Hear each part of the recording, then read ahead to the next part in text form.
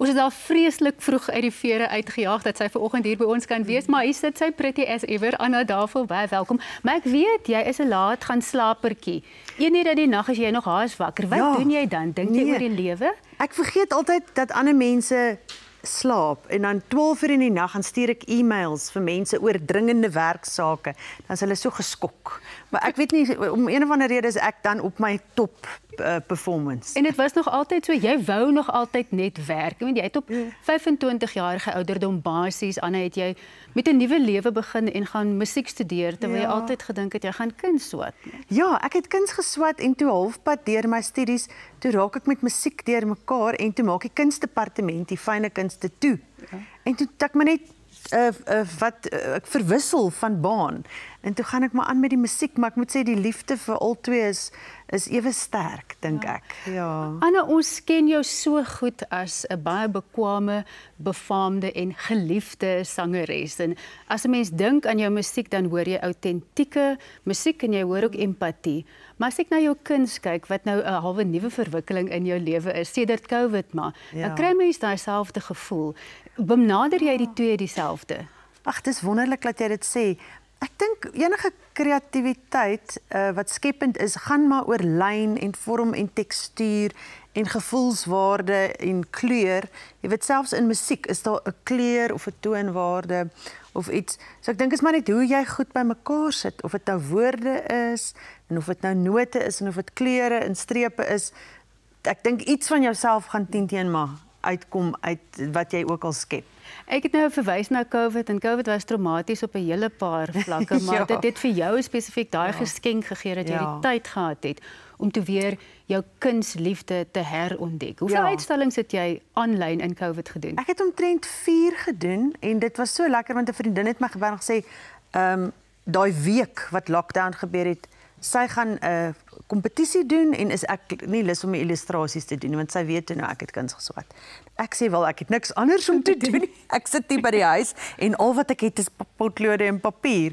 En toe het ek begin daai selfe week en ek dink nou nog dit is die rede hoekom ek dit nie te swaar gevind het nie. Ek dink dit was swaar vir almal, maar hoekom ek ten minste iets gehad het wat my besig hou elke dag want ek het toe net aanhou teken tot hulle weer die teaters oopgemaak het. Is om kuns te skep nie vir jou 'n bietjie eensaam nie of is dit juis die solitude? Ek kan nou nie vinnig genoeg aan 'n Afrikaanse woord dink nie wat jy soek. Wat so teenoorgesteld is met as jy op 'n verhoog moet stap en jy moet mense entertain. Ja, snaaks genoeg ek het omtrent 'n persoonlikheidsverandering ondergaan in daai tyd.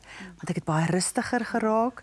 Ek het gewonder wat gaan aan en toe besef ek maar dit is die druk van om op te tree, dit gaan nie net oor die konsert en dit is die reis, die voorbereiding, al die reëlings, die bemarking, die social media wat saam met teater gaan, is baie meer as net daai uur op die verhoog. Terwyl kuns is baie in isolasie en iets van dit het vir my goed gewerk en my baie rustig gemaak. Ja.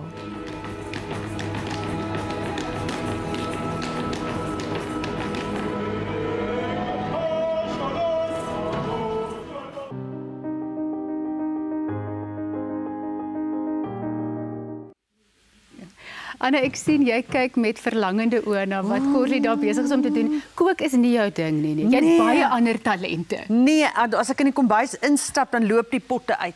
Hulle sê ons kan nie so weg nie. Nee, ek is baie sleg met kos, maar ek hou van kos. So as ander mense lekker kos maak, geniet ek dit en ek lees kookboeke soos wat ek poetry lees. Ja.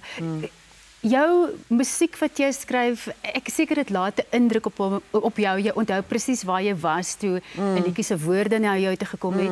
Dink jy op dieselfde manier oor jou kunswerke? Is hulle ook elkeen vir jou soos iets wat jy moet baar? Ja, ek gebruik baie gedigte om my te inspireer as ek skilder. So ek het byvoorbeeld vroeër vanjaar 'n Breitenbach uitstalling gedoen in Wellington. En daar het ek 2 van sy gedigte gebruik as die beginpunt om die want image is ook maar 'n storie, jy weet, en dan gebruik ek die gedigte om 'n skildery te skep of 'n konsep bymekaar te kry. Ek gaan jou nou toets. Belofte van vere. Ja. Oor belofte van vere, nee, dis baie maklik. Dit is 'n Breitenbach gedig 'n strofe daaruit en dit was ook die titel van die produksie wat ek en Leon saam gedoen het. En ek het dit gebruik om 'n poster vir ons te ontwerp. En die Belofte van Vere kunswerk is nog steeds beskikbaar. Ek gaan hom actually binnekort weer uitstal. Hoeveel weergawe van Anna Davel is daar nog weggesteek wat ons net nog nie gesien het nie? Want ons ken nou die sangeres, ons ken die kunstenaar, maar ek weet nie hoeveel mense weet dat jy ook 'n honneurs in sielkunde het en so 'n rukkie selfs terapie gedoen het nie. Wat wag nog in die 60, 70, 80s? Want jy wil mos werk tot jy nie meer kan nie. Ek raak vreeslik gou verveeld. So ek moet myself besig hou en ek hou daarvan om nuwe goed te leer. Ek gaan gereeld op kursusse. Ek het nou 'n Diane Victor illustrasiekursus gaan doen. Is dit met die houtskool? Met die houtskool. Dit was fantasties. En ek het 'n lino snee kursus vroeër vanjaar by Theopold Foster gedoen. So ek wil die hele tyd nuwe goeters leer en kursusse doen want anders raak mense brein bietjie die neurone gaan dood of iets. Dood, julle vergeet om mekaar te bind. Ja, nee, julle gaan my nog op 70 kry, dan gaan ek dalk begin kos maak, wie weet, ek nee, asseblief nie. Orly help. Maar waar kan mense jou kunswerke sien? Want ek weet daar's 'n baie belangrike spesiale uitstalling nou by Glen Carlo. Wat gaan gebeur môre? Ja, môre, Sondag open ons 11:00 by Glen Carlo, so die mense wat in Stellenbosch area is, kan gerus kom inloer. En dit is al die mense wat die kursus van Diane Victor bygewoon het, soos wonderlike houtskooltekeninge en daar is baie werke teen baie billike pryse. Ek nou genoem van jou terapie en daar's nou die liefde vir musiek en nou ook kuns. Is daar 'n kans dat jy al hierdie bestanddele bymekaar gaan gooi en dan liewer so maak kook as in die kombuis? Weet jy, dit gebeur sonder dat ek dit beplan, maar soos byvoorbeeld dan het die produksie 'n plakkaat nodig. Dan teken ek ietsie of ek skryf 'n kort verhaal en dan vra iemand my illustreer dit gou en so. So op een of ander manier het al die ontwerp en die musiek en die goeters maar altyd 'n verhouding met mekaar. Ja, so ek dink hulle praat nogal met mekaar. Ja. Anna, dit is wonderlik om jou op ons geelbank te hê. Ek is so bly dat ek vanoggend met jou kon gesels. Ja. Dit is altyd 'n vreugde om met jou te gesels. Dankie. My beurt om met die nimmerlike Anna Davel te praat. Wat 'n grootse voorreg. Maar sit jy of staan jy? Ek kan nou nie. Man, jou vloerbestuurder het nou net gesê ek is van size.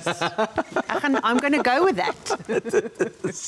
Anna, ek het die voorreg gehad om al in 'n klomp vertonings saam met jou te wees. Onder andere nie so onlangs die mixtape van die liefde. Dit was 'n mooi enetjie geweest. Ja, dit was een van my gunsteling produksies in my hele lewe. Omdat ek daarin was. Net omdat jy daarin was, ja. Ek sê deesdae nee vir alles as jy nie daarin is. Ja, onmiddellik. Kant. En weer onlangs en ek ons weet ons harte is nog daar is by Belofte van Vere. Ja. Hoe dit gebeur? Ek het by Breitenbach se gedenkdiens in Wellington na sy dogter se eulogy geluister. Ja. En dit het my so meegevoer. Sy's ook 'n baie goeie skrywer. Toe nou, net diegene sê alles. En toe het ek al gevra of ek 'n teaterstuk bymekaar kan stel daarvan, so ek het klomp skrywers gevra om nuwe musiek te skryf, ou liedjies opgeneem en dit alles saamgegooi in 'n produksie saam met 2 akteurs en natuurlik jou Ilse Klink, Lorinda Hofmeyer. Wat 'n wonderlike produksie was dit nie. Dit was besonders en is nog steeds hopelik. Ja. Gaan hom hopelik nog 'n paar keer doen. Jy is ook betrokke by die Suidoosterfees. En veral in die begin van die jaar, vertel ons 'n bietjie daarvan elke jaar. So ek sien baie uit na volgende jaar want ons het eers Belofte van Vere by die Afriforum Theater en dan direk daarna is dit die Suidoosterfees en ek doen altyd die afskopkonsert wat hulle noem Konsert van Hoop. Ja. So dit is die jeugorkes, die Kaapstadse jeugfilharmoniese orkes en dan nooi ek professionele kunstenaars uit om saam met hierdie kinders op te tree en dis vir hulle fantasties. Van daai kinders is vir die eerste keer in hulle hele lewe op 'n groot verhoog en dan stap daar mense soos Taryn Lamb of wie ook al saam met hulle op die verhoog. En dan kry ek ook altyd 'n jong musikant van 17 of 16 wat saam met die orkes 'n klavierstuk kom uitvoer of 'n saksofoon of watter instrument hulle ook al speel. Spesiaal. Ja. Konsert van Hoop. Nou ons gaan ook 'n bietjie hoop bring hier vanoggend. Is jy bereid om ietsie saam? Syne ek nou die gitaar het en jy nou daar die mikrofoon. Ja. Kan ons maar vir die mense ietsie sing? Ek dink so en daar was 'n liedjie in Mixtape van die Liefde en Belofte van Vere. En dit is natuurlik 'n Breitenbach toonsetting van Lise Beekman, een van my gunsteling liefdesliedjies ooit. Beautiful.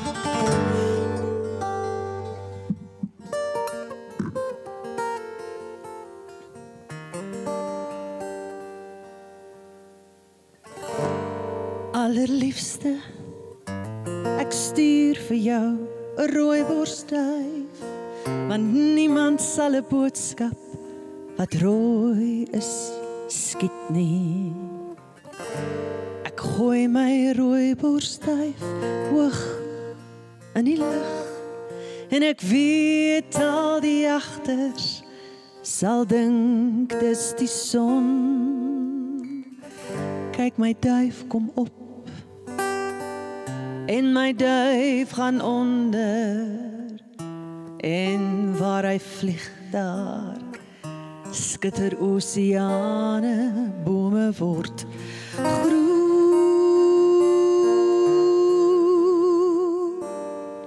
En hy kleur my boodskap so bruin oor jou vel,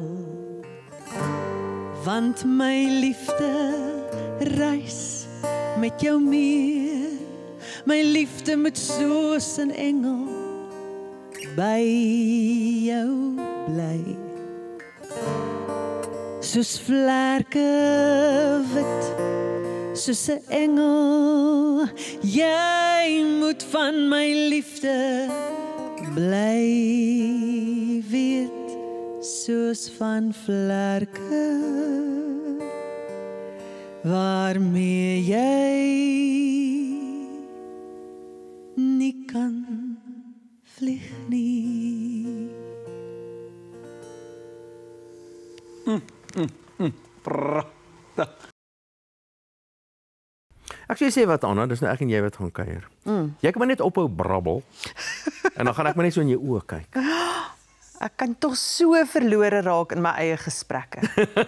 Dan as ek die kan doen, dan as ek daar, maar ek gaan nou fokus daar. En nou fokus. Yes. Goed, kom ons begin Army tyd. Jy was nie weermag gewees. Ja, mense is altyd geskok as ek dit vir hulle sê, want ek is nie regtig die weermag tipe nie, en dit is wat my eie korporaal vir my gesê. Is dit so in die weermag nou? Ja, ek het wel gevra, hoekom kry ek nie rang nie? Toe sê sy, Davel, jy is nie die weermag tipe nie. Toe sê ek vir ek beskou dit as 'n kompliment, korporaal. Nou, maar wat het jou besiel om te gaan?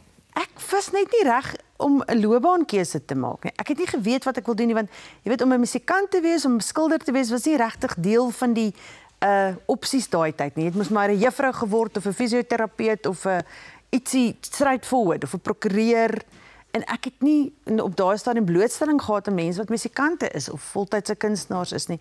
So ek het wou net 'n jaar of 2, maar dit was die verkeerdste plek om na toe te gaan om jouself te gaan vind, hoor. Kan ek vir jou sê, jy sien alles behalwe jou intellek en jou self daar, jy sien net jou dinge. So vertel my van 'n paar dinge wat daar gebeur het. Hoe het jy gedoen met dissipline? Ja, uiters sleg. Ek het myself ook iets sê die gebabbelry het bietjie seker bietjie lastig. My kolonel woon ook nou daar saam met my in Melkbosstrand, en elke nou en dan loop ek en sy in mekaar vas, en dan begin sy al giggel as sy my sien. Oor al die goed wat ek aangevang het. Ek weet ek het al gordyne geknoop, ek het die ambulans gesteel een aand. Wat? Ek het oor die draad geklim in 'n roomhuis gaan koop, want ek was net moeg vir alles, en toe klim ek net weer terug. Na die tyd hoor ek, dis onwettig, jy kan actually in die DB, in die tronk beland, want jy is mos staatseiendom as jy in die weermag is. Ek was net moeg, toe gaan koop ek 'n roomhuis, toe kom ek terug oor die heining. Ja nee, dit was nie 'n goeie tyd vir die weermag nie. Ek het 'n fantastiese tyd gehad, en ek en al 40 my medetroepe van Peloton 3 is nog steeds vriende. Ons gesels elke dag, en ek gaan hulle nou help om my storie te skryf. Maar dis nou 'n show wat jy doen. Vertel my nou daarvan. So hierdie show is nog in konsep, maar ek het nou gedink, daar kom sulke lieflike stories uit as ons nou so met mekaar kuier en kontak het, dat ek dink dit moet 'n produksie word.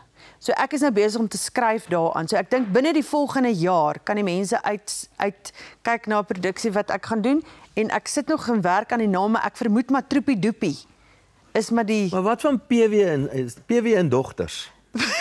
PW se dogter het actually daai tyd kan 'n man dan nie kan Rozaan, en sy was soos daar groot in daai tyd, want dit was die Elise Botha eenheid in George. Nee, is dit die naam gewees nou nogal? Dit was net so, die Leervrou College, en sy was ons beskermmoeder gewees op 'n stadium. So gaan julle nou, is hierdie ding wat jy nou, hierdie show wat jy beplan, is dit 'n singstoritjie? Is dit soos 'n rivierige ding? Dit gaan baie stories wees wat ek vertel, en dan gaan ek definitief tussenin ook sing. So ek sal 'n paar tragiese komedie liedjies moet skryf om daai tyd vas te vang. As ek was ook ek was in PW en Seuns geweest. Waar was jy gestasioneer? Ek was hier onder en toe ek meestal daarbo okay. destyds in Suidwes-Afrika in Angola geweest en so geweest. Maar ek het 'n girlfriend gehad destyds wat in die army was. Ja. En nou luister ek nou hoe julle die dinge gedoen het, nou ons die ding. Dis eintlik heel verskillende wêreld geweest. Dit is. Ek dink hulle kan nou nie dieselfde met 'n klomp dames doen wat hulle met mans doen nie, maar ons het die fiksheidstoetse was dieselfde. Dames, ek met daai woord gejaag klaar weg. Ja. Dames was. Ja, ek maar ons het geskiet. Ons het R4. Ek kon nie eens 'n geweer vashou, so swaar was hy nie. En ons moes die fikse, ons het push-ups gedoen. Jy kan nie, mens hou nie 'n geweer so vas in elk geval nie. Ek het dit gedop. Ja, Dawie, elke keer dan staan ek so dan sê die koperol vir my, dis nie reg nie. Dan sê ek, maar is te swaar koperol, ek kan dit nie vashou nie. En dan skiet ek op my vriendin Koetsee langs my se teiken, dan sy het 12 skote en ek het 0 skote. Want ek op die verkeerde teiken geskiet. So ja, maar in elk geval so al daai storieetjies gaan ek nou oproep en dan gaan dit neerskryf en dan doen ek daai konsert binnekort. Nou maar toe ek sien verskriklik uit daarna. Dankie, ek gaan vir jou in die voorste gestoelte sit. Jy met my hele voorste, gaan julle browns dra. Ek gaan met browns soek wat my pas. Want daai is nou 30 jaar terug. Ek dink dit is dalk 35 jaar terug. So ons gaan net maar 'n bietjie kyk, want daai skoentjies was dan maar baie gemaklik en verskriklik lelik, né? Daai boots, maar ek gaan hulle soek. Ons vlieg gou saam met Fly Safair, dan gesels ons verder. Vlieg met die lugredery wat die nasie bymekaar bring. Vriende, familie en kollegas. Met meer vlugte, meer gereeld na al die groot stede in Suid-Afrika en verder. Fly Safair, vir die liefde van vlieg. Nou gesels ek en Anna 'n bietjie verder. Jy het lekker gekuier saam, mooi gesing saam met Leon, né? Ja, man, ek en Leon kom so lank pad. Ons het ook Afri-Spaans saam gedoen baie jare terug met die Spaanse sangeres Marta Gomez. So ons ken mekaar al dekades en dekades. Ja. Nee, ons verdra hom ook maar hierso. Ja, nee, wat hy mens wens hy gaan weg, maar as jy weet sien is hy in die volgende show. Hy's wonderlik. Luister, die Kersfees skouspel aan die einde van die jaar. Vertel vir my. Kyk, dit is altyd 'n groot gedoente, 7.500 mense daar by die Sunbet Arena en ek dink waar is dit nou? Dit is in Pretoria. Sunbet, waar is dit? Ja, is in Pretoria, Garsfontein Afrit is die groot arena. O, daai een. Waar al die koors het nou net gisteraan daar opgetree. En ons is omtrent seker 15 kunstenaars, onder andere Corlia, Andrei Schwartz, Cordelia, ek en verskeie ander kunstenaars en ons sing ons gunsteling Kersliedjies. Ek doen 2 solos, ek doen 'n African American spiritual wat een van my gunsteling genres is en dan ook 'n stoute Eartha Kitt liedjie. Ek sal vir die gehoor. Wie? Eartha Kitt en sy sing Santa Baby, haar Kersfees lysie. Ja. Maar dis 'n stoute lysie hoor. Sy wil nie net 'n pop of 'n chocolate hê nie. Sy wil duplekse en komplekse en checks en goeters hê. So dis 'n bietjie van 'n tongue in the cheek. Ja. Hoe was verlede jaar se show geweest? Dit was beautiful. Dit is altyd mooi want daai liedjies vat mens mos maar terug na plekke toe en jy raak nostalgies en die mense sit hulle lighters aan en sing hard saam en dis baie special. Verduidelik 'n bietjie vir my, hoe voel jy as jy nou? Ek het al goeders bygewoon waar jy nou opgetrede gesing het. Ek meen, jy's net so ek meen dit raak jou nie. Of ten minste so lyk dit. Wat ek bedoel die mense, jy's net so gemaklik. Jy weet, maar hoe voel dit om nou op 'n verhoog te staan en jy sien nou dis net 'n leerskare voor jou? Ek was altyd nogal gespanne en toe Dousie eendag vir my hierdie wysheid gegee. Hy het my gesê, Anna, dit het niks met jou te doen nie, dit gaan net oor die musiek. Laat die musiek die storie vertel, vergeet heeltemal, jy is net 'n voertuig van hierdie beautiful liedjie wat jy nou sing. En toe ek so daaroor begin dink en ek konsentreer net op die inhoud van die musiek, toe gaan die spanning nie weg nie, altyd daar wees, maar toe is dit hanteerbaar vir my. Toe raak jy eintlik soort van net soos jy sê die voertuig. Ja, dis nogal 'n ja, dan is jy nie so selfbewus nie. En die ding is mense koop 'n kaartjie, hulle wil musiek hoor. Musiek is daar om mense gelukkig te maak. So as jy op die verhoog stap met 'n klomp angs, dan gaan jy mos nie 'n lekker atmosfeer skep nie. So jy met daai gevoel wat mense vir jou gee, moet jy vir hulle teruggee. Here they are. Hulle het 'n kaartjie gekoop. Hulle vertrou jou om vir 'n uur jy weet, hulle op 'n reis te neem. Ek is 'n absolute senuwee wrak. Ja, Maar omdat jy teenoor jou, want jy is mos 'n reël expert. nee, as ek 'n nuwe show doen, dan moet ek vir jou sê, kyk, dan kou ek naels. Maar dan moet jy nou baie dink aan jou woorde en waar jy gaan sing. Maar die musiek wat ek goed ken is net lekker. Sê vinnig vir ons waar kry mense kaartjies? Tickets. Ja. En ja, die mense kan maar net aanlyn gaan kyk. Is Kersfees skouspel en L Tickets is die webwerf.